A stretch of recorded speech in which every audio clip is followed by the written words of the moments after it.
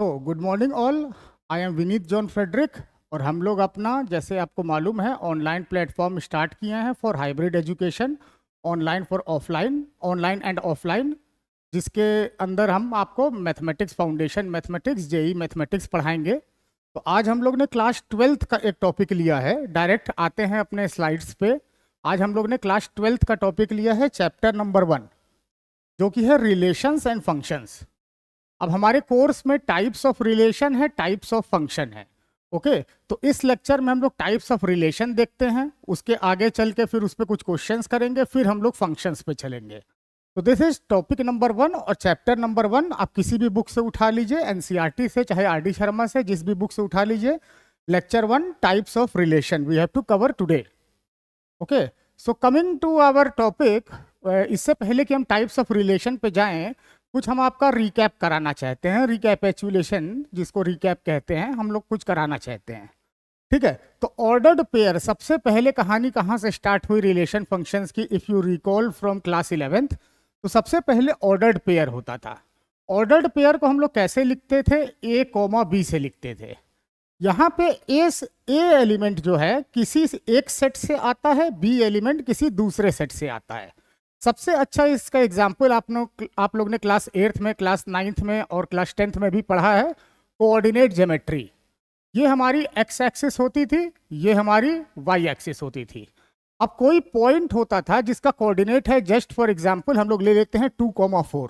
तो 2 ये हो गया, 4 ये हो गया, जस्ट ऐसे ही अजम्पशन के लिए। तो 2,4 हो गया इसका कोऑर्डिनेट। तो 2,4 से हम लोग का क्या तात्पर्य है? 2,4 क्या डिनोट करता है? कि वो सेट ए जो कि हम लोग ले रहे हैं एक्स एक्सिस पे, उसमें से हमको 2 वैल्यू लेना है, और सेट बी जो कि हम लोग ले रहे हैं अलोंग वाई एक्सिस, उसमें से हमको बी वैल्यू लेना है। इस पर्टिकुलर एग्जांपल में 2 है स्मॉल ए और 4 है हमारा स्मॉल बी। तो दोनों अलग अलग सेट से भी हो सकते हैं, आगे चल के हम लोग देखेंगे दोनों एक सेट से भी हो सकते हैं। कभी ऑर्डर्ड पेयर आपको समझना हो, coordinate geometry is the simplest example, 2 dimension coordinate geometry. Okay, अब कार्टेशियन प्रोडक्ट क्या होता था? तो कार्टेशियन प्रोडक्ट को हम लोग लिखते थे ए क्रॉस बी से। यहाँ पे ए एक अलग सेट है, बी एक अलग सेट है। तो पहले इसकी डेफिनेशन अगर हम लोग लिखा जाए तो ये होगा A comma B such that A belongs to A, B belongs to B। ठीक है, तो ये उसकी डेफिनेशन हो गई A क्रॉस B की। मतलब set of all the possible ordered pair, set of all the possible ordered pair, जिसमें से हमको A लेना है A सेट से और B लेना है हमको दूसरे सेट से, वो हमारा Cartesian product of A cross B कहलाएगा। जल्दी से एक एग्जांपल भी दे देते हैं। मान लीजिए ए सेट है 1,2 एंड बी सेट है हमारा ए बी सी। तो जितने भी ऑर्डर्ड पेयर हम लोग बना सकते हैं, पहला एलिमेंट ए से लेते हुए, दूसरा एलिमेंट बी से लेते हुए, that will constitute our Cartesian product of A cross B. तो अगर लिख दें ए क्रॉस बी क्या क्या आएगा, पूरा नहीं लिखेंगे, समझा देते हैं। 1 के साथ ए बन गया, 1 के साथ बी बन, 1 के साथ ए बन गया, 2 के साथ ए बन गया, इसी के साथ इसी की तरह 1 के साथ बी बन गया, 2 के साथ बी बन गया। ऑर्डर मैटर नहीं करता है, आपको मालूम है सेट में कौन सा एलिमेंट पहले कौन सा एलिमेंट बाद में है। आप 1 ए 1 बी 1 सी करके भी लिख सकते थे, हमने लिखा है 1 ए 2 ए। ठीक है, उसके बाद आएगा 1 B 2 B, sorry 2 A and 2 B. ठीक है, wait, let me rub this and right again. ठीक है, तो ए क्रॉस बी हमारा जो बनेगा, किसी भी ऑर्डर में आप लिख सकते हैं। 1 का ए के साथ लिख लो, 2 का ए के साथ लिख लो, फिर 1 का बी के साथ लिख लो, 2 का बी के साथ लिख लो। इसी तरह से 1 का सी के साथ लिख लो, 2 का सी के साथ लिख लो, और इसमें प्लेसिंग मैटर नहीं करता है, किसी को भी आप पहले किसी को भी आप बाद में लिख सकते हैं। सिंपल कॉन्सेप्ट क्लास 11th का है। नेक्स्ट आता था रिलेशन। अब रिलेशन क्या होता था? रिलेशन हम लोग को मालूम था, relation was a subset of A cross B. मतलब कुछ हम लोग कंडीशन लगा दिया गया, और उस कंडीशन को जो ऑर्डर्ड पेयर फुलफिल करेंगे वही हमारे रिलेशन में आएंगे। ठीक है, कुछ कंडीशन लगा दिया गया। जैसे एक जल्दी से एक एग्जांपल देख लेते हैं। ए सेट हो गया 1, 2, 3, बी सेट हो गया 1, 2, 3, 4, 5, 6 तक। ठीक है, तो रिलेशन एक हम लोग ने डिफाइन किया, रिलेशन डिफाइन किया, यहां पे डिफाइन कर देते हैं। रिलेशन ऐसे डिफाइन कर दिया ए कोमा बी और कंडीशन लगा दी A divides B. A divides B मतलब पहला एलिमेंट ऑर्डर्ड पेयर का दूसरे एलिमेंट को जो है डिवाइड करना चाहिए। जहां कि पहला एलिमेंट हमको सेट ए से लेना है, दूसरा एलिमेंट हमको सेट बी से लेना है। ये सब पुरानी चीजें हैं लेकिन फिर भी बता देते हैं, यहां पे कर देते हैं। रिलेशन इज इक्वल, क्योंकि स्पेस खत्म हो गया है ना, पहला वाला एलिमेंट दूसरे को डिवाइड करना चाहिए। पहला एलिमेंट हमको ए से लेना है। 1 किसको किसको डिवाइड करेगा? 1 1 को भी करेगा, 1 2 को भी करेगा, 1 3 को भी करेगा, 1 4 को भी करेगा, इसी तरह 1 6 तक सबको करेगा। 1, 1, 1, 2 डॉट डॉट डॉट कर देते हैं 1, 6। क्यों? क्योंकि 1 सबको डिवाइड कर रहा है। डिवाइड करने का मतलब यहाँ पे यह है कि रिमाइंडर नहीं आना चाहिए। ठीक है, कंप्लीटली डिवाइड करना चाहिए। अब ए का दूसरा एलिमेंट उठाया जाए। ए का दूसरा एलिमेंट है 2। अब 2 किसको किसको इसमें से डिवाइड करेगा? 2 हमारा 2 को करेगा, 2 हमारा 4 को करेगा, 2 हमारा 6 को करेगा। डोंट गेट कंफ्यूज्ड, यहां का एलिमेंट इसको डिवाइड करना चाहिए।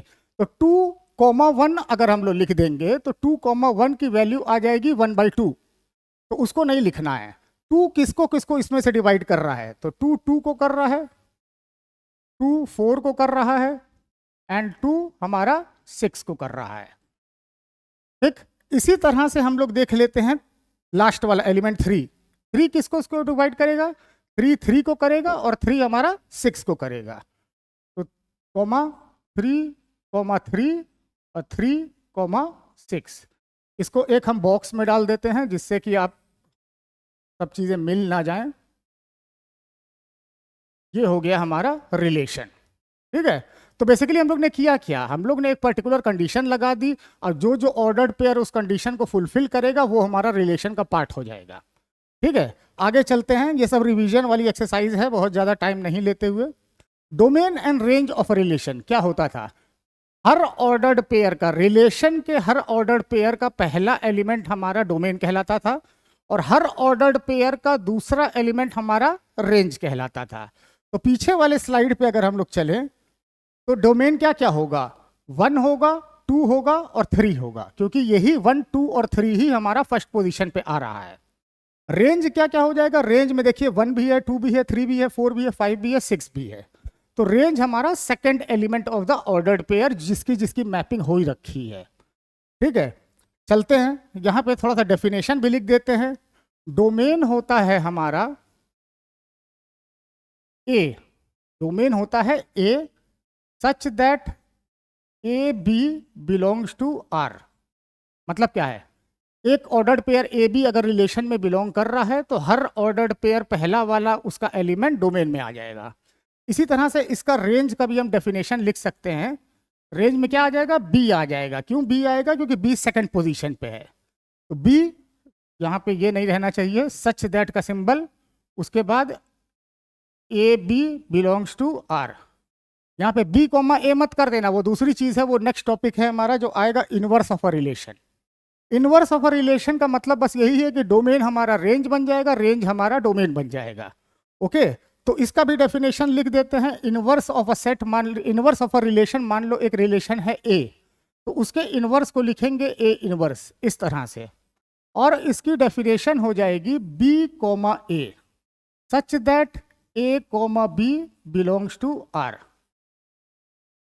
कुछ नहीं करना है, ये सब बुकिश लैंग्वेज है, बुकिश डेफिनेशन है, उस पर अगर आप उतना फोकस नहीं भी करते हैं तो चीज़ों को समझिए। डोमेन क्या है? हर एक ऑर्डर्ड पेयर का पहला एलिमेंट। रेंज क्या है? हर एक ऑर्डर्ड पेयर का दूसरा एलिमेंट। और इनवर्स ऑफ अ रिलेशन क्या है कि 1, 2 अगर हमारा रिलेशन में बिलोंग कर रहा है तो उसके इनवर्स में 2, 1 हमारा बिलोंग करेगा। मतलब पीछे वाले स्लाइड पे जाके दिखा दें, ये जितने भी ऑर्डर्ड पेयर लिखे हैं सबको बस पलट देना है। 1 का 1 के साथ, 2 का 1 के साथ, 3 का 1 के साथ, इसी तरह 6 का 1 के साथ। उसके बाद 2 का उल्टा करेंगे तो 2 ही रहेगा, 4 का 2 के साथ, 6 का 2 के साथ, फिर 3 का भी इनवर्स सेम ही रहेगा और 6 हो जाएगा। सारे ऑर्डर्ड पेयर को बस हमको रिवर्स कर देना है। ओके, अब आते हैं हम लोग क्लास 12th के टॉपिक पे। 3 चीजें यहां लिखी हुई हैं, void relation, universal relation, identity relation. ये हमारे क्वेश्चन जो एक्सरसाइज में रहेंगे उसका उतना प्रोमिनेंट पार्ट नहीं है, लेकिन इसकी जानकारी हमको होनी चाहिए आगे बढ़ने से पहले। ठीक है, तो पहले डेफिनेशन पे आते हैं। वॉइड रिलेशन क्या होता है? Let A B a set, एक सेट है ए, देन फाई, यहां पे फाई का मतलब वही है empty, phi is a subset of A cross A. ठीक है, phi is a subset of A cross A, एक relation of a set on itself. यहां वाली चीज हमने नहीं बताई है, ये पहले जान लीजिए। Inverse of a relation on the set का मतलब ये है कि डोमेन भी सेम है, रेंज भी सेम है, एक ही सेट है, पहला एलिमेंट भी उसी में से लेना है, दूसरा एलिमेंट भी उसी में से लेना है। तो कार्टेशियन प्रोडक्ट अगर बात करें तो कार्टेशियन प्रोडक्ट इसका बनेगा ए क्रॉस ए, मतलब पहला एलिमेंट भी हमको सेट ए से लेना है, दूसरा एलिमेंट भी हमको सेट ए से लेना है। आगे की जितनी भी पढ़ाई करनी है सब हमको inverse of a relation on relation on itself पे ही करनी है। ठीक है, बहुत छोटी सी चीज है, पहला एलिमेंट भी ए से लेना है, दूसरा एलिमेंट भी ए से लेना है, डोमेन भी हमारा ए है, को डोमेन भी हमारा ए है। ठीक है, चलते हैं इस पे। Let A B a set, क्योंकि ये ए क्रॉस ए आया ना तो पीछे छूट गया था तो बताना जरूरी था। अब देखिए हम लोग ने क्या पढ़ा था कि relation is a subset of A cross ए, और हम लोग ने क्लास 11th में पढ़ा था कि एम्प्टी सेट जो होता है वो हर एक सेट का सबसेट होता है। तो इसी तरह से एम्प्टी रिलेशन भी जो है सबसेट होगा ए क्रॉस ए का। Empty relation basic simple English भाषा में एम्प्टी रिलेशन या वॉइड रिलेशन का मतलब ये, इसको एम्प्टी भी कहते हैं वॉइड भी कहते हैं। सिंपल इंग्लिश भाषा में इसका मतलब ये है कि वेयर मैपिंग या रिलेशन, मैपिंग रिलेशन सेम होता है लगभग, है, relation of a set A किसी के साथ नहीं है ऑफ सेट ए, मतलब element of set A is not related to any element of set A. कहने का मतलब ये है कोई रिलेशन ही नहीं है, एक एम्प्टी रिलेशन है, ये ए है, ये ए है, और रिलेशन ए से ए पे है, लेकिन कोई भी रिलेशन सेटिस्फाई नहीं कर रहा है कंडीशन। इसका एक एग्जाम्पल दे देते हैं, आपको बहुत क्लियर हो जाएगा। ए को ले लेते हैं 1, 2, 3, 4, 5, 6, और रिलेशन को डिफाइन कर देते हैं हम लोग ए कॉमा बी कह लीजिए। वो बी भी हमारा ए से ही लेना है, वो कंफ्यूज नहीं होना है, यहाँ स्मॉल ए भी ए से लेना है, स्मॉल बी भी ए ही से लेना है, मतलब कैपिटल ए जो सेट है हमारा। अब relation A B such that A minus B is greater than 10 कह लियो, 10 कह लो, a minus B is greater than 10। तो अब हम लोग इसमें देखेंगे कि किसी को भी किसी में से माइनस कर दो, मैक्सिमम हमको मिल सकता है 6 - 1 5, 6 - 1 5 मिलेगा, जो कि इस कंडीशन को सेटिस्फाई नहीं कर रहा है, हमको 10 से बड़ा नंबर चाहिए। तो ये हमारा हो जाएगा एम्प्टी रिलेशन या वॉइड रिलेशन का एक एग्जाम्पल। नेक्स्ट पे आते हैं यूनिवर्सल रिलेशन। अब हम लोग ने पढ़ा है कि एक सेट जो है अपना खुद का एक सबसेट होता है। ठीक है, वही चीज यहां पे लिखी है, let A B a set then A cross A is subset of A cross A. अब कंफ्यूजन नहीं क्रिएट करना है, ए क्रॉस ए क्या था हमारा, भले से अंदर ऑर्डर्ड पेयर थे लेकिन वो था सेट, उसको करली ब्रैकेट में लिखा जा रहा था हम लोग ने। तो ए क्रॉस ए एक सेट है, वो अपना खुद का सबसेट है, उस केस में उस रिलेशन को कहेंगे यूनिवर्सल रिलेशन। एग्जाम्पल ले लेते हैं, सेट ए यही है और रिलेशन को हम डिफाइन कर दें A comma B such that A minus B का मॉड, ए माइनस बी का मॉड इज ग्रेटर देन और इक्वल टू 0। ठीक है, कंडीशन थोड़ी सी हमने चेंज कर दी, यहां वाली कंडीशन और यहां वाली कंडीशन हमने थोड़ी सी चेंज कर दी है। अब देखो सेट ए ये है, कोई भी एलिमेंट को दूसरे में से माइनस करेंगे और उसका मॉड लेंगे जब हम लोग, तो मॉड हमारा हमेशा जो है ग्रेटर देन और इक्वल टू 0 आएगा। 6 - 1 करेंगे 5 आएगा, ग्रेटर देन 0 है, 5 की मॉड्यूलस वैल्यू भी 5 ही है। 1 - 6 करेंगे तो -5 आएगा, बट -5 एब्सोल्यूट वैल्यू फंक्शन के लिए 5 हो जाएगा। तो ये एक परफेक्ट एग्जाम्पल हो गया यूनिवर्सल रिलेशन का। ठीक, आइडेंटिटी रिलेशन पे आते हैं। आइडेंटिटी रिलेशन आई से डिनोट करता है। डेफिनेशन ये है A comma A such that A belongs to A. Simple भाषा में इसके बात किया जाए कि वेयर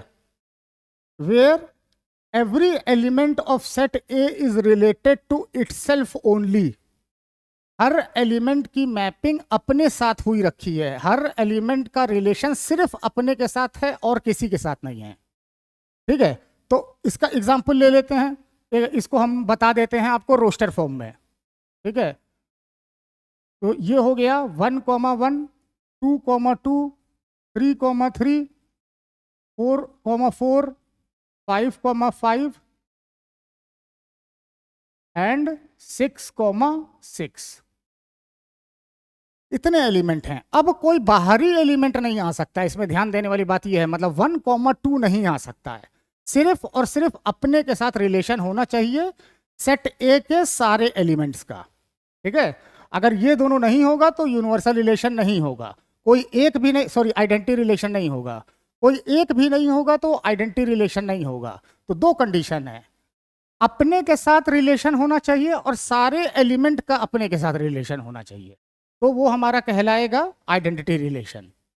चलते हैं मेन टॉपिक जो हमारा है क्लास 12th में, जिसमें क्वेश्चन पूछे जाते हैं, हमारे बोर्ड में ही पूछे जाएंगे, कंपटीशन में ही पूछे जाएंगे। दे देगा कि ये इक्विवेलेंस क्लास है कि नहीं, सिमेट्रिक है कि नहीं, इस टाइप के क्वेश्चन इसमें पूछेंगे। इंपॉर्टेंट टॉपिक है, मोस्ट इंपॉर्टेंट टॉपिक ऑफ ये टाइप्स ऑफ रिलेशन का क्लास 12th का सबसे इंपॉर्टेंट टॉपिक है। अब 3 तरह के रिलेशन होते हैं, रिफ्लेक्सिव, सिमेट्रिक एंड ट्रांजिटिव। इसी पे सब हमको खेल है हमारा, यही चीजें हमको समझना है। रिफ्लेक्सिव क्या होता है, पहले हमने डेफिनेशन लिखा है, relation R on a set A, इसलिए कैपिटल ए होना चाहिए। Relation R on a set A is set to be reflexive if every element of A is related to itself. Every element of A is related to itself. और ये दिया है, मतलब आपका set builder form में इसकी definition, कि reflexive है तो A, A should belongs to the relation. अब आप लोग बोलेंगे कि अभी पिछले स्लाइड में हम लोग ने पढ़ा है कि आइडेंटिटी रिलेशन भी यही कहता था कि अपने के साथ रिलेशन होना चाहिए, और यहाँ पे हमारा रिफ्लेक्सिव रिलेशन भी यही कह रहा है कि अपने के साथ रिलेशन होना चाहिए सारे एलिमेंट्स का। तो दोनों में डिफरेंस क्या है, difference between identity and reflexive relation, बहुत इंपॉर्टेंट पॉइंट है। देखो, रिफ्लेक्सिव रिलेशन में अपने के साथ रिलेशन होना चाहिए, किसी और के साथ हो भी जाए तो कोई प्रॉब्लम नहीं है, हमको रिफ्लेक्सिव कहलाएगा। ठीक है, मतलब 1, एक सेट ले लेते हैं, आपकी छोटा सेट लेते हैं, ए है मान लो 1, 2, 3। अब हम लोग जो है एक रिलेशन बनाते हैं, वो रिफ्लेक्सिव होगा अगर 1, 1 भी बिलोंग करे इसमें, 2, 2 भी बिलोंग करे, 3, 3 भी बिलोंग करे। अगर अभी हम सेट को क्लोज कर देंगे तो ये हमारा रिफ्लेक्सिव भी हो जाएगा और हमारा आइडेंटिटी भी हो जाएगा, जो पिछले स्लाइड में था, ये लास्ट वाला। आइडेंटिटी भी हो जाएगा, रिफ्लेक्सिव भी हो जाएगा, क्योंकि अपने के साथ रिलेशन है सबका। लेकिन अब इसमें रिफ्लेक्सिव रिलेशन में एक कंडीशन ये है, आइडेंटिटी कहता था कि किसी और के साथ नहीं होना चाहिए, रिफ्लेक्सिव ये कहता है कि हमारा भाई अपने के साथ होना चाहिए, किसी और के साथ रिलेशन तुम्हारा हो सकता है, हो या ना हो उससे हमसे मतलब नहीं है। मतलब इसके साथ अगर हम डाल दें 1, 2 और साथ में डाल दें 3, 1 तो भी ये रिफ्लेक्सिव रहेगा, रिफ्लेक्सिव रहेगा, लेकिन आइडेंटिटी नहीं रहेगा, क्योंकि एक्स्ट्रा एलिमेंट्स आ गए जो कि अपने के साथ नहीं है, किसी और के साथ उनका रिलेशन है। ठीक है, तो डिफरेंस बहुत क्लियर है, बहुत माइन्यूट डिफरेंस है, समझना हमको जरूरी है।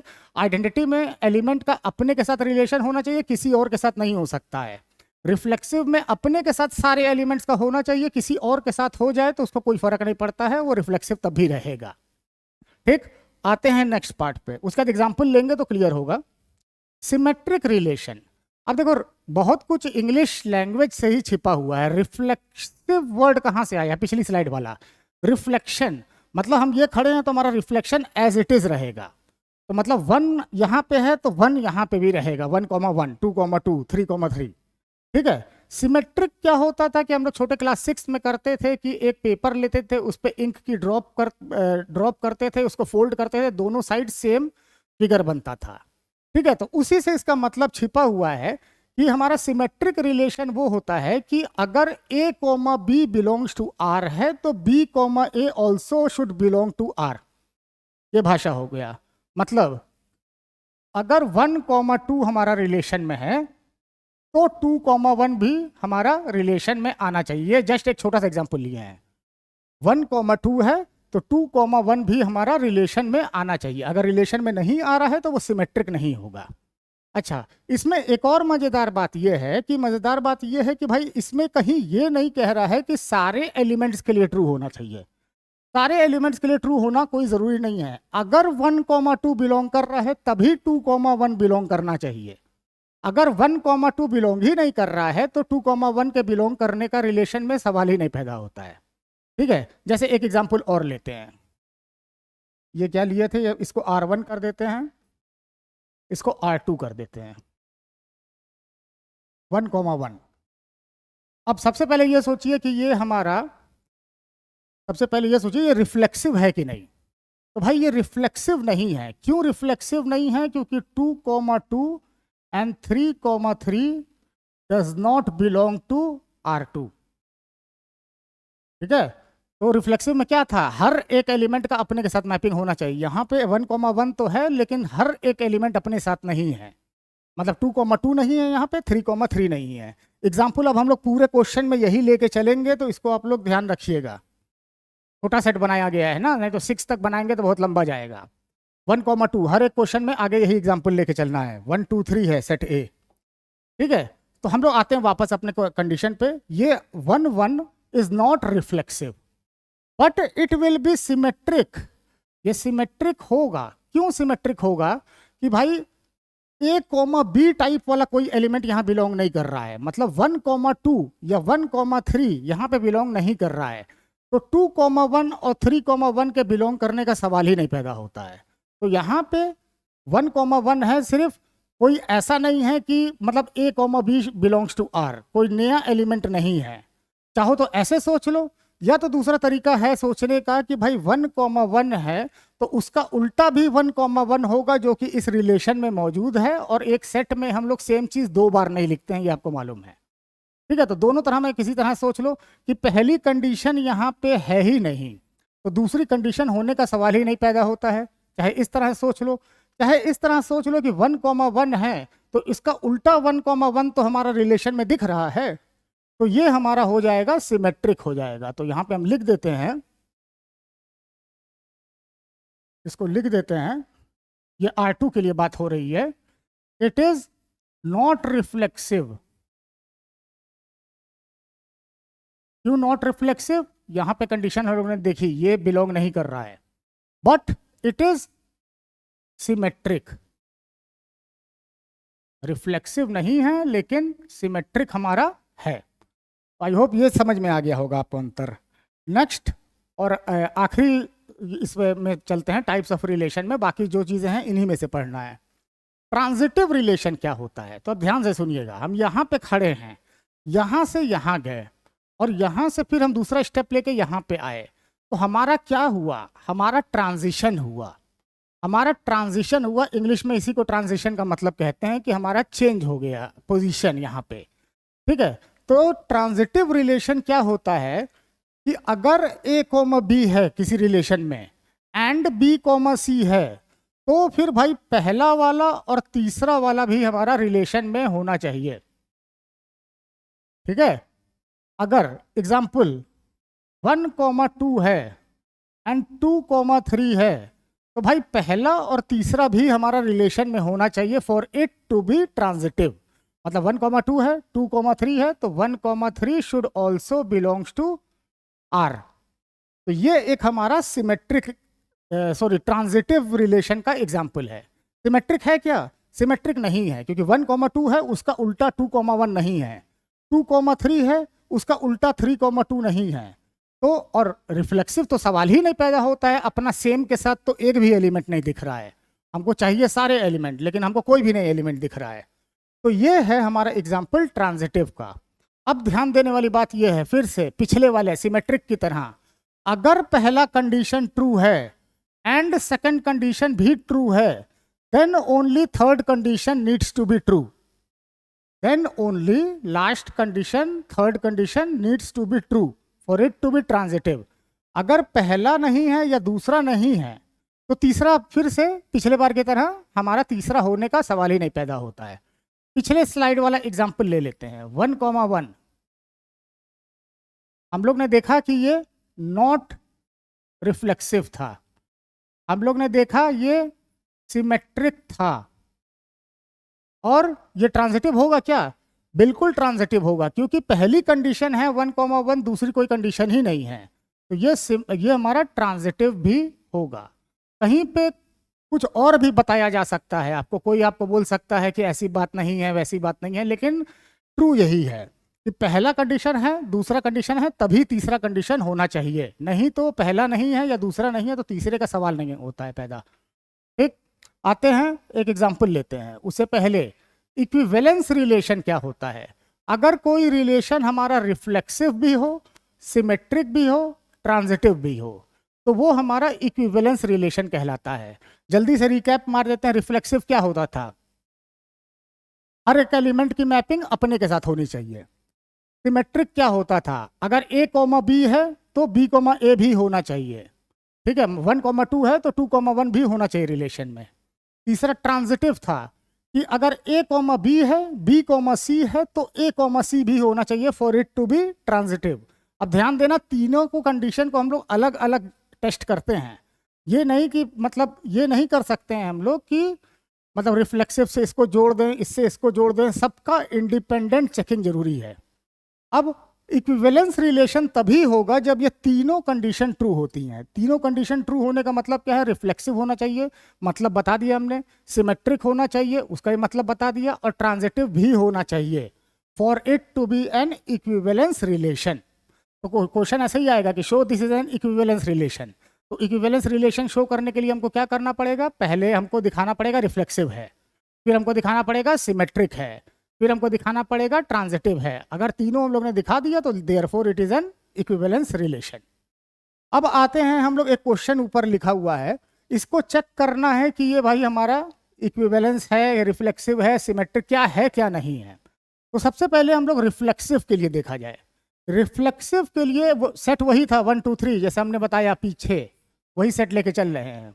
1,2,3 में 1,1 है यहाँ पे, 2,2 भी है यहाँ पे, 3,3 भी है, तो देयरफॉर ये रिफ्लेक्सिव हो गया। फिर से इधर राइट साइड टिक कर रहे हैं जो चेक किया गया है।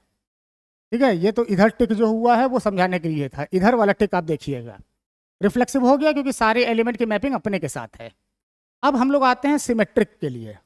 1,3 है, 1,3 है तो उसका उल्टा 3,1 भी रिलेशन में है। 1,2 है तो उसका उल्टा 2,1 भी हमारा रिलेशन में है। तो देयरफॉर हमारा सिमेट्रिक रिलेशन हो गया। ये क्या हो गया? रिफ्लेक्सिव हो चुका है, सिमेट्रिक हो चुका है। अब आते हैं लास्ट वाले पे और उससे हम लोग चेक करते हैं ट्रांजिटिव है कि नहीं है। तो ट्रांजिटिव के लिए क्या होता था? a कॉमा b है, b कॉमा c है, देन a कॉमा c होना चाहिए। तो अब यहाँ देखो, कोई कंडीशन ऐसी बन ही नहीं रही है। चाहो तो ऐसे देख लो कि दोनों कंडीशन नहीं बन रही है, मतलब 1,3 है तो उसका उल्टा 3,1 है। ठीक है, तो चाहे तो ऐसे देख लो कि फर्स्ट सेकंड कंडीशन को ट्रू नहीं कर रहा है, मतलब ए बी सी तीनों यूनिक नहीं है। चाहे तो ऐसे सोच लो, या तो ऐसे सोच लो कि 1,3 यहाँ पे है, 3,1 यहाँ पे है, तो फर्स्ट और थर्ड 1,1 भी हमारा इसमें बिलोंग करना चाहिए, जो कि बिलोंग कर रहा है, जो कि हमारा बिलोंग कर रहा है। एक और देख लो, 1,2 है हमारा, 2,1 है हमारा, तो फर्स्ट का थर्ड के साथ 1,1 भी आना चाहिए, जो कि 1,1 ऑलरेडी हम लोग देख रहे हैं है यहाँ पे। तो ये ट्रांजिटिव भी हो गया। जब ट्रांजिटिव भी हो गया, तीनों हो गया, तो हम लोग लिख देंगे therefore it's an equivalence relation.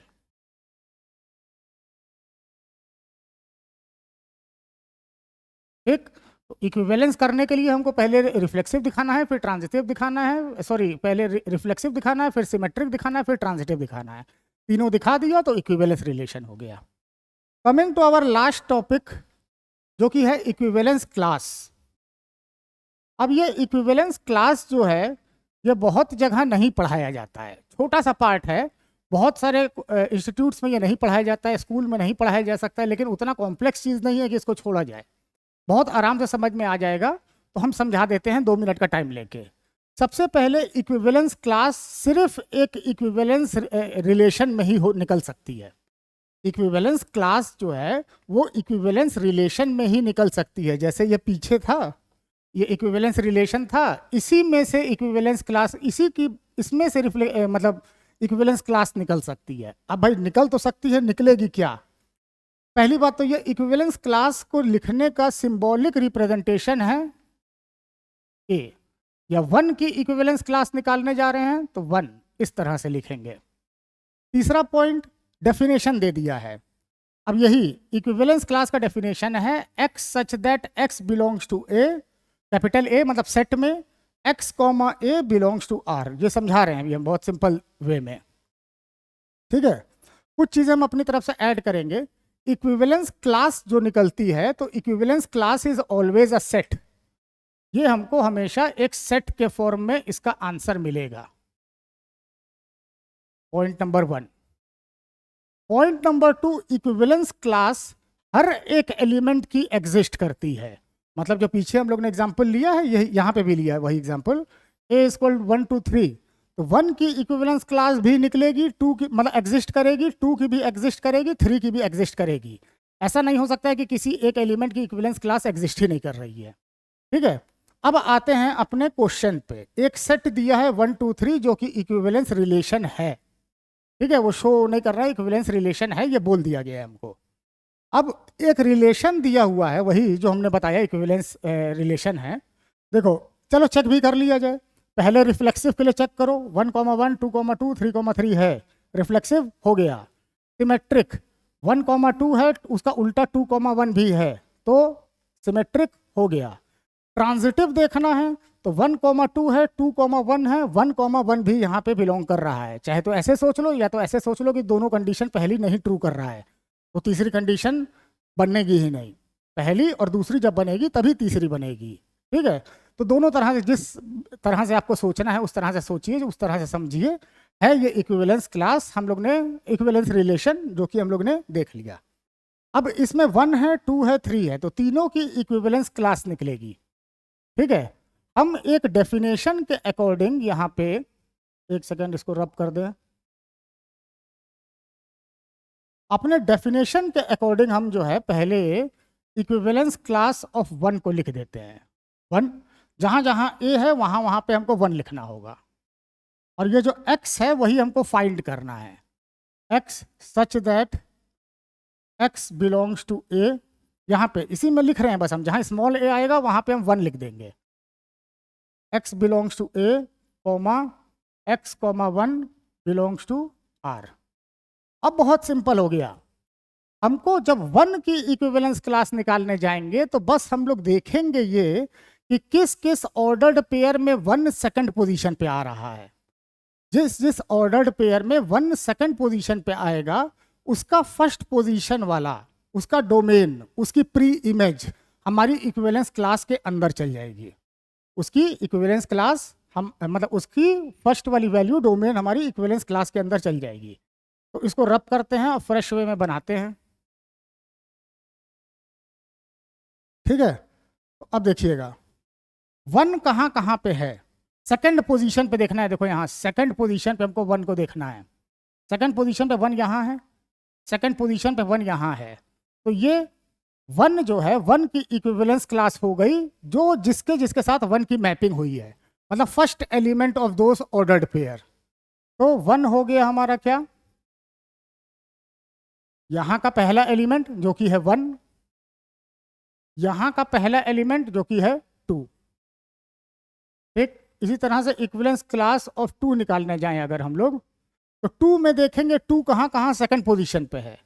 2 यहाँ पे सेकंड पोजीशन पे है, 2 यहाँ पे सेकंड पोजीशन पे है, तो उसकी प्री इमेज जो है, जो फर्स्ट वाला ऑर्डर्ड पेयर का नंबर है, वो हमारा इक्विवेलेंस क्लास ऑफ 2 में चल जाएगा। तो 2 के सामने यहाँ 2 है, 2 के सामने यहाँ 1 है, तो इक्विवेलेंस क्लास ऑफ 2 आ जाएगा 2,1। इसी तरह इक्विवेलेंस क्लास ऑफ 3 जाएंगे तो 3 को देखेंगे सेकंड पोजीशन पे कहाँ कहाँ पे है। 3 सेकंड पोजीशन पे सिर्फ एक जगह पे है, यहाँ। तो उसका फर्स्ट पोजीशन वाला हमारा इक्विवेलेंस क्लास ऑफ 3 में चल जाएगा। तो ये हो गया 3। ठीक है, इस तरह से निकलेगा। 3 नीचे प्रॉपर्टीज हैं, उसको जल्दी जल्दी बता देते हैं, फिर ये हमारा लेक्चर ओवर हो गया। और every element of A there is an equivalence class, ये हमने बता चुके हैं आपको कि हर एक एलिमेंट का एक इक्विवेलेंस क्लास निकलेगा ही निकलेगा, एम्प्टी सेट नहीं आएगा। एक second, any two equivalence class are either disjoint, या तो वो डिसजॉइंट रहेंगे या तो वो आइडेंटिकल रहेंगे। मतलब कोई कॉमन एलिमेंट नहीं आएगा। डिसजॉइंट सेट रहेंगे, दोनों अलग अलग रहेंगे, या तो दोनों आइडेंटिकल रहेंगे। डिसजॉइंट को कैसे हम रिप्रेजेंट करेंगे? इस तरह से रिप्रेजेंट करेंगे डिसजॉइंट सेट को। आइडेंटिकल को कैसे रिप्रेजेंट करेंगे? यही ए है, यही बी है। ये ए है, ये बी है। तो आप देख लीजिए 1 और 2 हमारा आइडेंटिकल सेट है, और 1 और 3 और 2 और 3 हमारा क्या है? डिसजॉइंट सेट है। मतलब इसमें और इसमें कुछ कॉमन नहीं है, इसमें और इसमें कुछ भी कॉमन नहीं है। पहले दोनों आइडेंटिकल सेट हैं, दोनों में 1,2 है। लास्ट वाला, अगर सारे इक्विवेलेंस क्लास का हम यूनियन करेंगे तो हमको सेट ए मिल जाएगा। यूनियन करेंगे, या यहाँ पे क्या लिखा हुआ है? Collection of all. तो कलेक्शन का मतलब वही हो गया 1 union 2 union 3 will give us set ए। ठीक है, तो 2 इंपॉर्टेंट प्रॉपर्टी है, आइडेंटिकल रहेंगे या डिसजॉइंट रहेंगे इक्विवेलेंस क्लास। दूसरी प्रॉपर्टी है कि सबका सम कर दो या सबका यूनियन कर दो तो हमारा सेट जो है वापस मिल जाएगा। सेट मतलब सेट ए जो हम लोग ने एग्जाम्पल लिया था। तो ठीक है everyone, thank you for watching this video of knowledge infinity. अब हम लोग लेक्चर 2 में इसके कुछ क्वेश्चंस करेंगे जो कि इंपॉर्टेंट क्वेश्चंस हैं, जो बोर्ड में पूछे हुए हैं, एनसीईआरटी आरडी शर्मा में जो दिए हुए हैं। ठीक है, तो coming up in lecture 2, questions on type of relation and equivalence class. Thank you so much for watching the video. Thank you.